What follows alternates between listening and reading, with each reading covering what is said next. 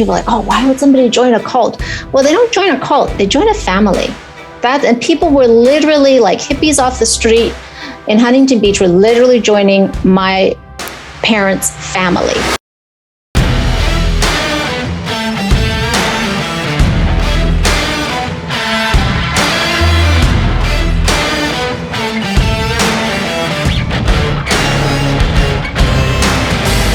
What's shaking? Welcome back. Today we're going to talk with someone who wrote a book called The Sex Cult Nun. Are you ready for this? Because buckle up. Buckle up. When we dive into this, you're going to want to share this with 3 people because this is just going to blow your mind today. We're going to have a lot of fun and we're also going to get really down and have some real talk too. So today, my guest, her goal is to see people united and empowered because really of her life story. And again, she's the author of The Sex Cult Nun, TEDx speaker, and creator of the 10 Golden Principles of Integrity. Faith Jones, welcome. Hi, Rick. Thanks for having me. I'm so happy to have you on. Get down and dance. Yeah, I know, right? Yeah, we like to rock this a bit here. So tell me, your book is based upon what you've gone through, right? And where should we start? Because, I mean, the book title in and of itself is just incredible, right? It's meant to capture people's attention. And what is the basis of the whole thing? You know, how did you get into this? I saw on the cover you had a male symbol too, which was intriguing to me because of the juxtaposition of a sex cult nun, but then you have a male. It's a female symbol, actually. Oh, it is. I'm sorry. It is the female symbol. It's the female symbol on a fish hook. So, That's and this awesome. It's expressing the exploitation of women. And particularly there was a practice within this organization called Flirty Fishing, which I can explain a little bit about. So then you'll understand that symbol. So I guess jumping into it, the book is about my life growing up in a cult that was actually founded by my family, my grandfather, my parents, and it was founded in 1968 in California, in Huntington Beach, and eventually, shortly thereafter, spread all over the world. It was in over 100 countries with over 10,000 members for decades. And it's really my question. I didn't leave. So I was born into this group. This was all I knew. And I didn't leave till I was in my early 20s. And of course, you know, I knew everybody else called us a cult, but we were not a cult. We were a religious movement. We were God's elite end time army, you know, that kind of stuff. And so it really took a long time after I left for me to understand what had happened to me in the group, for me to understand the aspects of it being a cult. And so I wanted to tell the story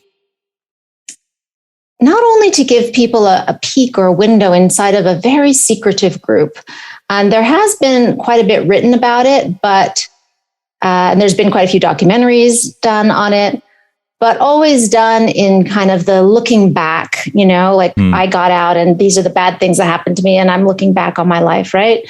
And I remember I actually read The Glass Castle not long after I left when I was in college.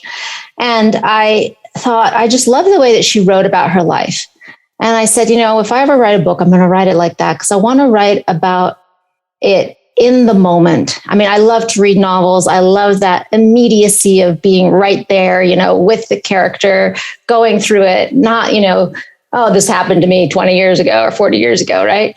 So I wanted to write it in the moment because I also wanted to give people a window into how I thought at the time, how people within the group thought or felt about what was happening and what they were doing versus a look back, which is when you're looking back on something, you have to have a judgment about it, you know, versus saying, okay, no, this is what we thought and felt in the moment. And are you specifically speaking to maybe some of the brainwashing? Well, so as to the brainwashing, yes. Although brainwashing is kind of unscientific term, perhaps, but specifically to there were different sexual practices, things that I experienced in the group, right? And there was different kinds of abuse, which now I look back and I say, well, that was abuse. I mean, there's just no question, right? But at the time, I didn't think so, and I didn't know it. And so how do people engage in sometimes terrible abuses or submit themselves to it and not realize it, right? They think they're doing the right thing. It's a very strange mindset. And I wanted to give people a window into kind of what that was like, what that world was like. Yeah. And it was a submission, right? Because you're bought into the ideologies of what's going on. It wasn't necessarily anything that was, well, if you want to use the word force, but forced as traditional rape would be considered or something like that. It wasn't that. It was more submissive because of the ideologies, correct? Yes, but I want to change the way we think about rape, right? So that's another important aspect of this is if, and it wasn't something, and I talk about this, sort of my realizations when I got into college and, law school and things like that. But I realized that the things that I had experienced were rape, but I didn't know it at the time. So, for instance, if you're pressured into having sex and you don't want to with someone you don't want to, but you're pressured into it through fear of punishment, fear that you're going to have to go through a public, humiliation, breaking, be put on probation or whatever that is because you're unyielded, right? So the way it happened in the group was, and we should probably get into a little bit more about the aspects of the group and the beliefs and so on, because otherwise you're not going to understand what I'm saying now. Yeah, we will. So we're kind of jumping ahead a little bit, but when you think about it, it wasn't like they would say, okay, if there's a story in the book when I'm in Kazakhstan, and this book takes you all over the world because I lived in so many countries. So there's a story in the book when I'm in Kazakhstan and I'm a teenager, I'm like maybe 18. And the shepherd in the home, the leader is telling me I need to sleep with this young man in the home. And I don't want to, and I really don't, I'm kind of repulsed by that idea. But because I keep avoiding it, then I get into a situation where they're like having a public prayer over me for my unyieldedness. And, I'm put into like a very difficult, emotional, kind of traumatic situation. And it's not like they're saying, if you don't have sex with a person, we're going to punish you. But if you don't have sex with a person, you're unyielded to God. Therefore, we're going to punish you. See? So that's sort of how that convenient disassociation. That's how the trajectory goes. And so, when I realized years later, when I was at Georgetown, actually, and talking to my then boyfriend, who was a lawyer, and when I described it to him, he was like, well, that's rape, that's rape. If you feel pressured or coerced into it, somebody doesn't have to physically hold you down. Even if you walk into that room willingly, that's still rape. And this goes to, a lot of, for instance, human trafficking victims, right? They're put in a situation where they can't say no, where they will be punished and they have to look like that they're there, and that it's okay with them and they're enjoying it, whatever. But obviously that is rape and abuse, and, that's not consensual. So similar scenarios to like you were saying too, to where it's not necessarily punishment for not doing that exact thing, but there's a roundabout way with almost 1 degree of separation to something else. Yes. Yeah. Yeah. It's emotional and psychological manipulation. And abuse. Yeah. So, but let's get back to a little bit more about the book, the story, just so people can get maybe a little more of a background in there. How old were you when the cult was started by your parents? Your grandfather? I wasn't born yet. It was before I was born. Yeah. So it was started in 1968. So wow, because goodness. So you were literally born into this then. I was literally born into it. Yes, in Hong Kong. My parents had gone out there. So part of the messages of the group, and this is the interesting thing, people don't realize about cults, right? People are like, oh, why would somebody join a cult? Well, they don't join a cult. They join a family.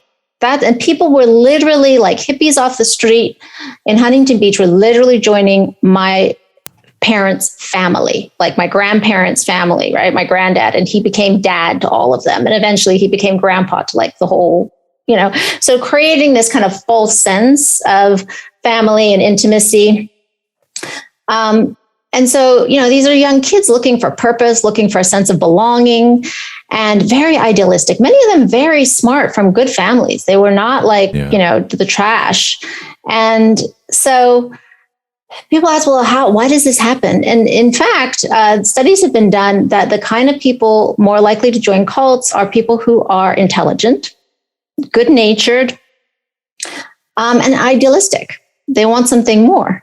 And that's not what most people would think of the kind of people that would join cults. So, after I left years later and I realized, I was like, wow, this was some stuff that was really messed up. There was, I'll go into some of that, but I began to ask myself, why, what went wrong? How did these very idealistic people, these people were willing to sacrifice everything. It was not like they were living, in the Ritz, just super basic.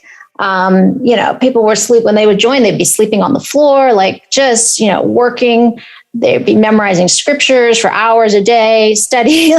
This was like they're considered like military lifestyle barracks. Did a lot of these intelligent people, as you describe them, did they come from more affluent backgrounds? They came from all different, a wide range, but yeah, oftentimes they did. So, they wanted to serve God. They wanted to serve humanity. They wanted to create a new society. This was their vision. So I was like, well, how did that go so wrong? What happened? What was the seed of corruption that ended up putting them on this path that got them to this place where they were just, it was just some terrible things were happening.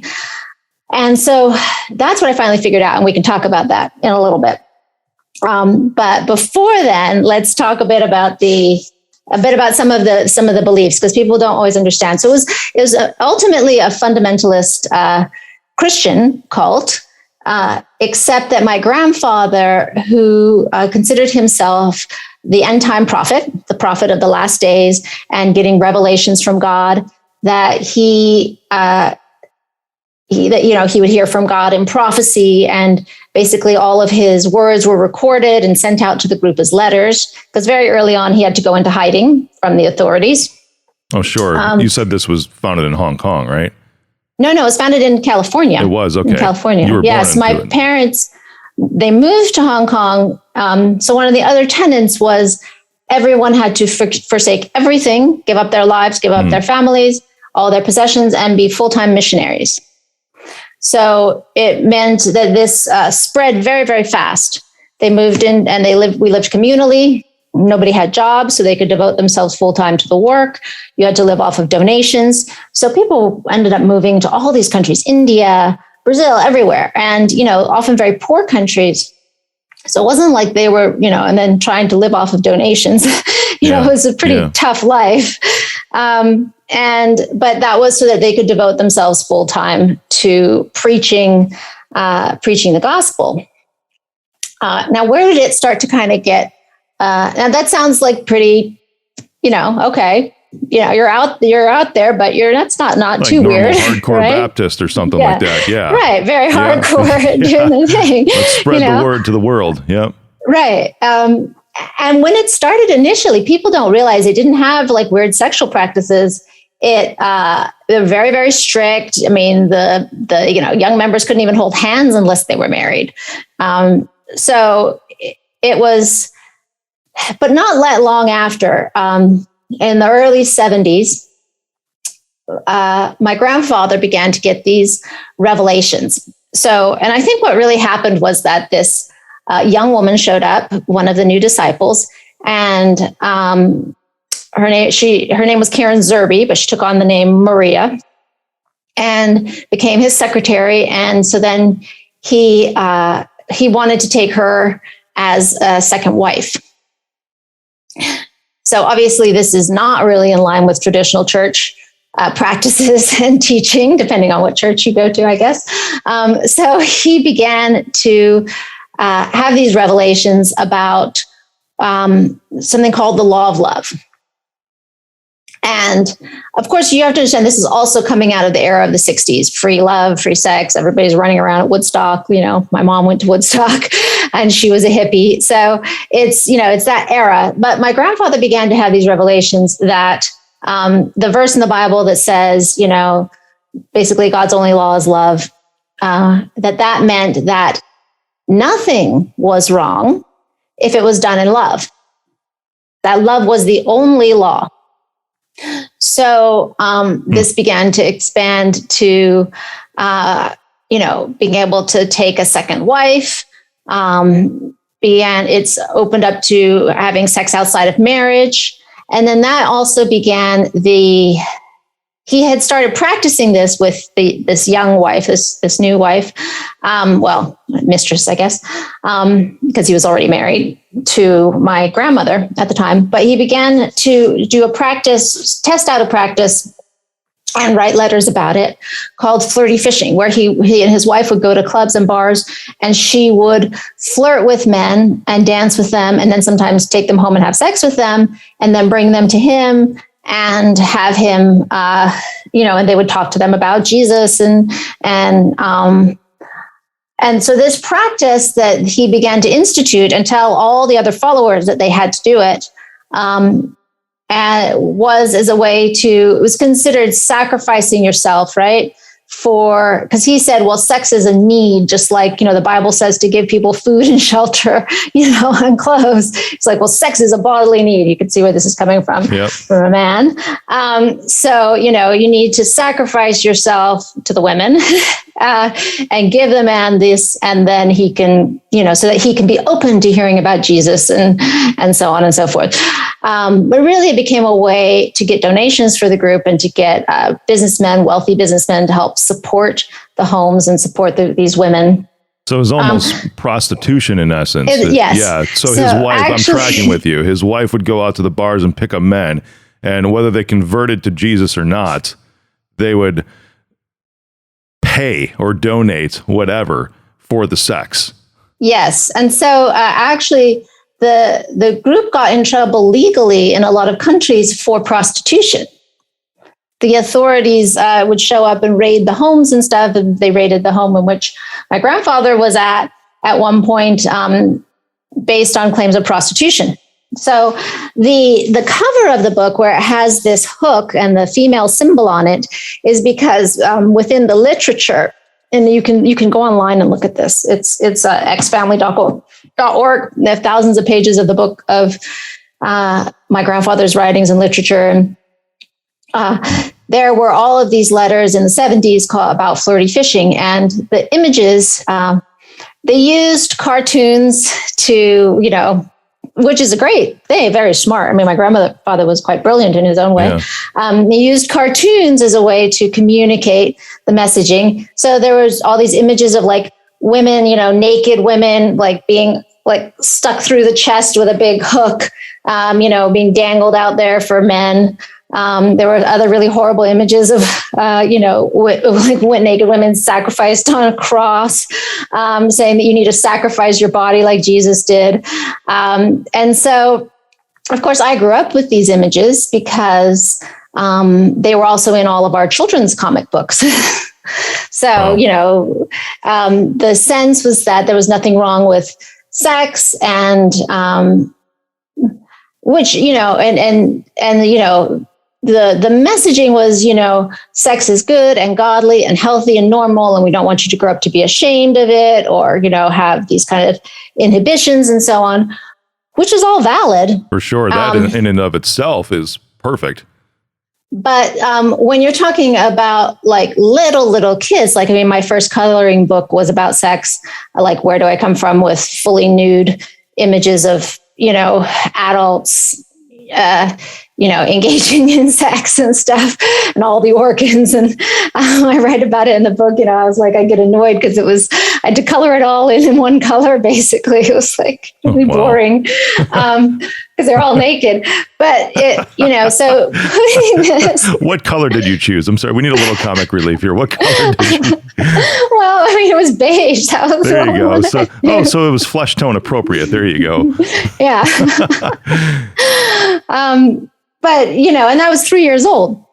So I write in the book, I didn't know, there wasn't a time I didn't know about sex. I don't even remember, and one of my early memories is, just like 4 years old, is my mother actually doing a demonstration on my father and showing me how a guy comes and stuff. And so this kind of knowledge, I think, and done in the way it was done was very, it's just knowledge kids don't need to have, right? How old were you? It's one thing when you're over sexualizing young children and you're just pushing that in their face all the time versus, just saying, okay, this is an adult thing. And, if you come and you have questions and you answer the questions, versus, it was in our literature, it was in my comic books. It was everywhere. My favorite child story as a little kid, they started coming out with this novelization of Heaven's Girl. And I loved Heaven's Girl. I mean, she was our hero. I was 8 years old. And in the first episode, she's gang raped by a bunch of the Antichrist soldiers before they throw her into a dungeon. I mean, wow. It's just, it's why are you giving this to kids? No kidding. And the idea is that she's supposed to submit herself, and she's a 15-year-old girl in this in the comic, right? And she's supposed, and while they're raping her, she's whispering in their ear about Jesus to try to save them, and it's oh my God, how old were you? Go back and read this stuff. No kidding. How old were you when with the demonstration? How old were you? I was 4. You were 4. You were 4 when you had this very visual demonstration with your mom and dad. Yes. And so, but it got worse because my grandfather, due to his own perversions, I believe, because he did have issues with this. And this is documented by his own daughters, that it was happening with them when they were little. So before the family even started. Of sexual interaction with little girls, right? Pedophilia. And so he was also teaching at that time that any kind of sexual contact is okay, including adults with children. And so they wrote a book called the Davidito book, which was the son he had, well, kind of with his new wife, but technically he wasn't the father. The father of the child, but I mean, he claimed him this is the new prince and the heir apparent. And because his older children were, including my father, were pushed out, when Maria, as she kind of gathered power. But the Davidito book was basically like a manual. They say it's a manual on pedophilia, just really terrible over sexualization and sexual contact. And sadly, this young man, years later, when he left the group, he was so traumatized by it all that he actually killed one of his nannies who had sexually abused him. He was trying to kill his mother, but she didn't show up, and then killed himself. And it was very big news. It was in, early 2000s. And this was just it was really sad to see, that kind of play out all the way to the end. But that had an impact, very big impact on me at the time when that happened, which I also write about in the book. But so what began to happen is that children were, and I had my own experience with an adult man when I was 6, and I write about that. And so this went on for some years. It wasn't, people thought, oh, well, if the kids are happy to do it, we just ask them and they want to do it, that's okay, right? They don't realize that children cannot consent. And this is part of the issue. It is impossible for a child to consent. And when I created this framework, I can show people exactly the points that are being violated, right, by that. So that even if I'm talking to a group like this, I can express to them why this ideology cannot be correct, right? And so I had my own experiences of this, like, child sexual abuse with men in the group when I was a kid, and it had a very strong impact on me. And I think later on, when I was about 10 years old, they banned the practice in the group because just getting too much attention from the authorities. And also some of the first group of kids, which I was one of the younger ones of the first kind of crop of children, were becoming teenagers and were expressing the really bad impact this kind of thing had had on them. And, they were expressing that they felt traumatized by that. So, the group did shift gears in that sense. And so it banned any kind of adult child sexual contact. And if you persisted in that, you would be excommunicated. But of course, you had a lot of people now in the group who were, there was a lot of people who I think they weren't necessarily, they didn't have that particular perversion, right? Sometimes they just did it because they thought they were supposed to or whatever. But then you also had people who were actually like really pedophiles. And, they continued to abuse children or their own children or other things like that for years afterwards until maybe they got kicked out. So it created some, I think, deep traumas for a lot of young people. But then the issue was, like, as I got older, it wasn't that it became this issue more of the manipulation and the coercion of sexual abuse, like I said. And that was true. And that didn't really stop, right? That didn't end because it was part of the ethos. And what was that ethos? The ethos was that your body did not belong to you, that you did not own yourself. So anything that they thought that you should do, that was right. That was God's will, and that was really the core of corruption. And the other thing that was happening was, this was an apocalyptic cult where they were saying the end is coming any day. Jesus is coming back. The Antichrist maybe has already risen in secret. And my grandfather had gotten prophecies that the Antichrist would come back in that Jesus would return in 1993, which meant the Antichrist had to arise 7 years before that, right? So all of us growing up, we didn't think we were going to live to be adults.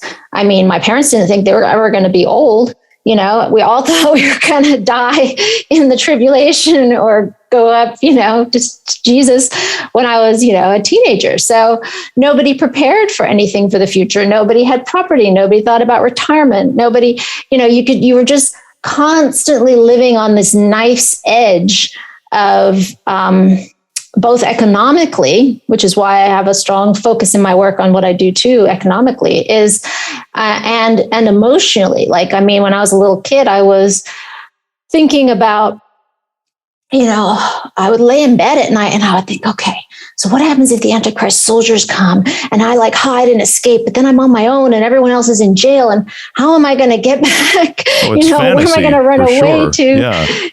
I mean, it's typical style of dreams that kids would have. Except theirs might be about, Harry Potter or something like that. And they're dreaming they're in Hogwarts, and the Dementors are coming to get them. It's very similar, but yours was perpetuated by, I'm so curious about these comic books that you read and this constant mental barrage of all this imagery and all this ethos. Were those an internal publication? Where did these come from? They were internal publication. So one of the strengths of this organization, because my grandfather went into hiding so early on, the entire communication network was through the mail.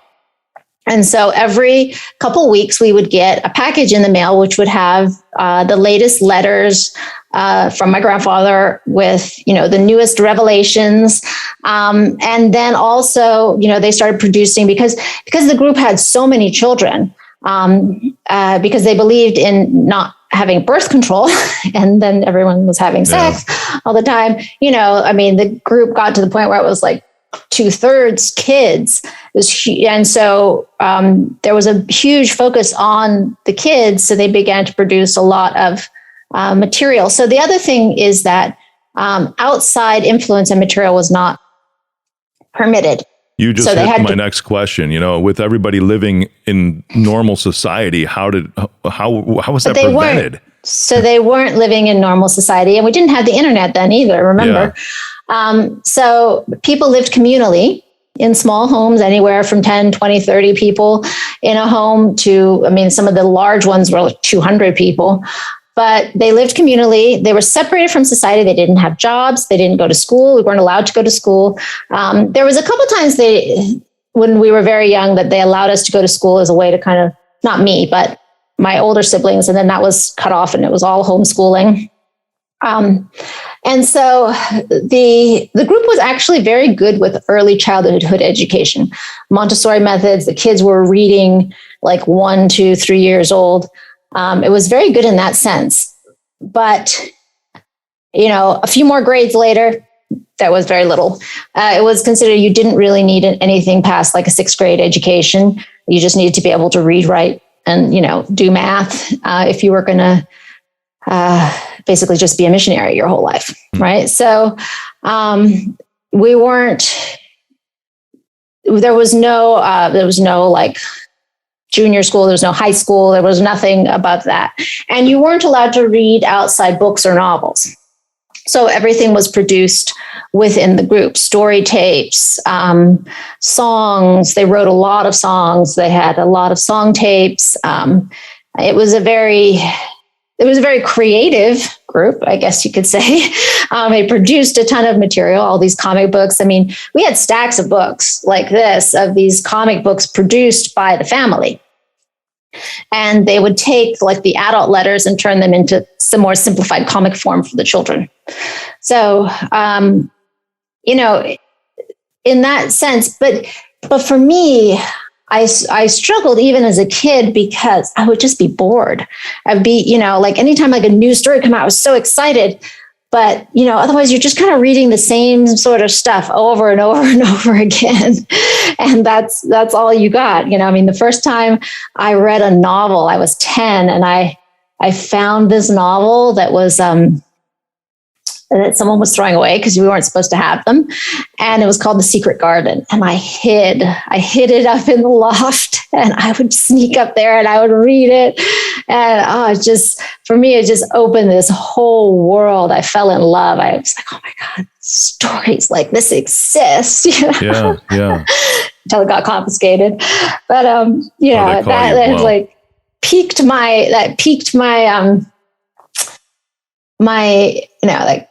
thirst, I guess, for that. So, I mean, that's kind of the background on wild. Yeah. On this organization. Yeah, I was curious as you taught, and you addressed this too, because I know everyone was living communally, but if they were sent out as missionaries across the world, surely there must have been some contact with society, especially since this all started with your grandfather's wife, your grandmother, going into bars. How would this organization recruit new members? So it wasn't, my grandfather's wife was not my grandmother. This was the second wife, the one who was the same age as my parents. We were out all the time talking to people, but the difference, and we'd had hundreds of visitors to our house, but you're only interacting or communicating with them from the role of I'm teaching you about Jesus or about the end time. You're not really making friends with them because you can't, because they are outside. They are the world. They are we had a term for them called systemites, right? So you don't trust the systemites. You don't talk to them about anything going on. Like, the children were taught from a very young age. We knew what we could and couldn't talk about with outsiders. And it was very, very strict. So you never like had your guard down or relaxed or had like true friendships.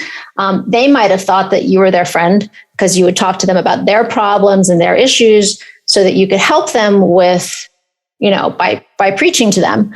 But that was really the only interaction we had. I mean, my family was the Von Trapp family of Asia. We sang all over China, Hong Kong, Macau, radio, TV, hospitals, So I grew up doing that from, before I was 2 years old.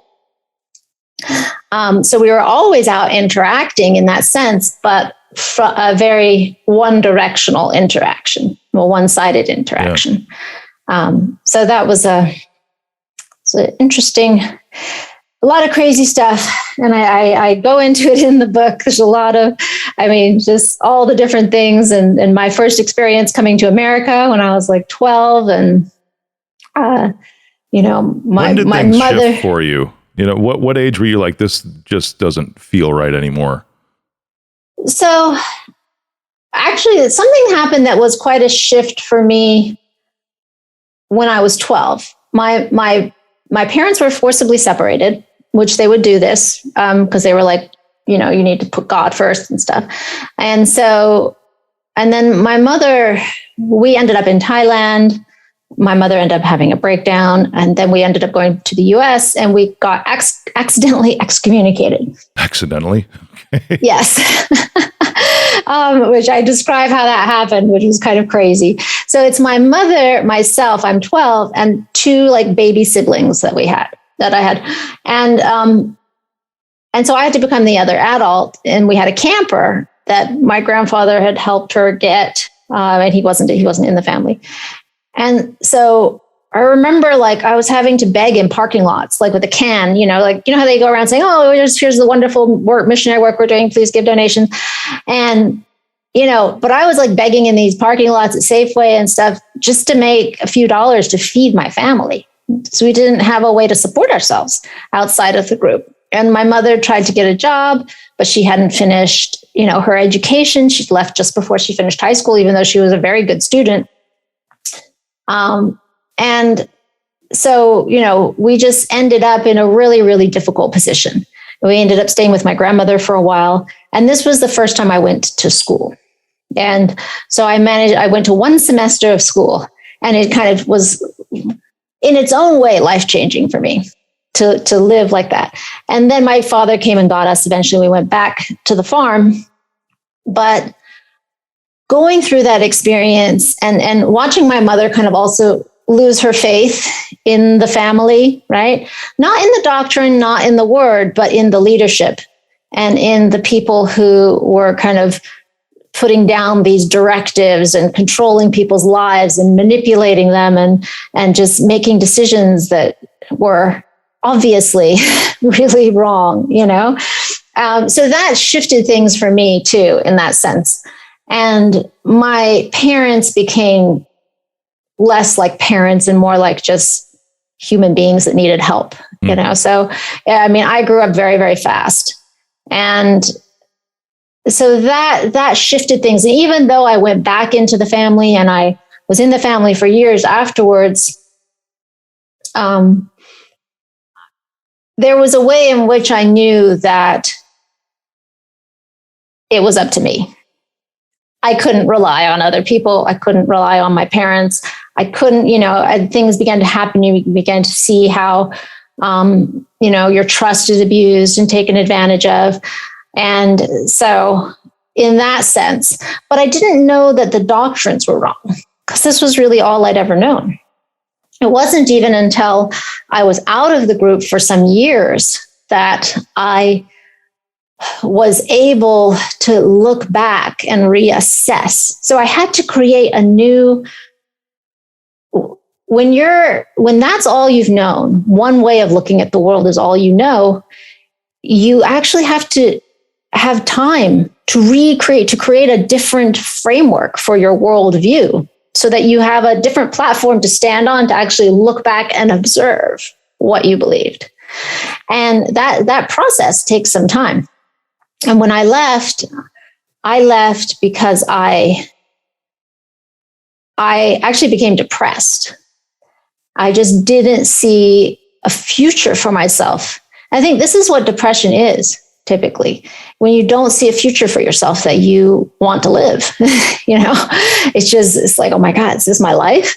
And after some of my experiences with books and things like that, I knew I had this like burning desire to go to college.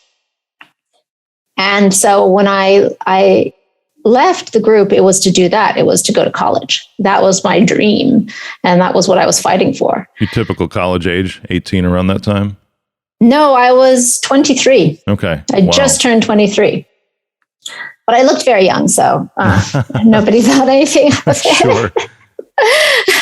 I'd had a whole world of experience before. I was quite different than my classmates. Sure. Your parents stayed in when you left? So at this time, some people were starting to leave. My mother, actually, I didn't know it at the time I left, but she kind of secretly was like leaving at the time too. But we weren't living together. So, because I left home very young, as we all did. We all would move to another country in another home. My father stayed in for some time after, some years afterwards. But, after my grandfather died in 1994, and his wife took over, Maria, I think there was a way in which some of the old guard, some of them were still very committed and very dedicated, but I think some of them were kind of like, oh, well, a bit disappointed, that Jesus hadn't come yet. And of course, they had all kinds of excuses for it. But of course, it's past 1993 at this point. Yeah. Yeah. That's crazy to me because, I grew up in a very spiritual home and, non-denominational kind of thing and very foundational. And it's just interesting because that was one of the things I remember was that scripture of no man knows the day or the hour. Yeah. And that's mind-boggling that somehow they were able to, there's cults all over the world that have done this, but that was one of the things that always just tripped me up. Is like, how do they know? How do they just eliminate this one scripture? And they're like, oh, you know what? This Jesus just came and spoke to me personally. I'm like, really? Cool. What kind of drugs were you on that night? Was he doing them with you?